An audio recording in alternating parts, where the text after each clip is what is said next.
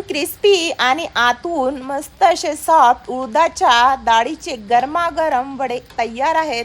चला आज सोप्या पद्धतीने आणि झटपट उडदाच्या डाळीचे तळलेले वडे बनवूया। इथे तर उडदाची डाळ मी रात्रभर पाण्यात भिजत ठेवली, त्यानंतर छान अशी स्वच्छ धुवून मिक्सरमध्ये बारीक केली आणि 5-6 तास झाकून ठेवली।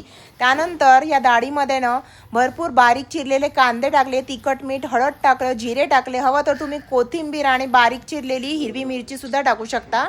आता ही जी डाळ आहे ना, एकाच डायरेक्शनमध्ये छान फेटून घ्यायची, म्हणजे बेकिंग पावडर न टाकता सुद्धा हे जे वडे आहेत ना खूप छान असे फ्लफी होतात, एकदम मस्त असे पोकळ होतात। आता एका फ्राय पॅनमध्ये तेल मस्त गरम केलं, तेल छान कडकडीत गरम करायचं ह्या वड्यांसाठी आणि मस्त असं हाताला तेल लावून पातळ वडे थापून घ्यायचे, मधून थोडा छेद करायचं। हे बघा गरमागरम उडदाच्या डाळीचे वडे तयार आहेत। तुम्ही हवं तर सांबार सोबत खा किंवा नुसतेच खा किंवा चटणी सोबत खा, खूप छान वाटतात गरमागरम खायला।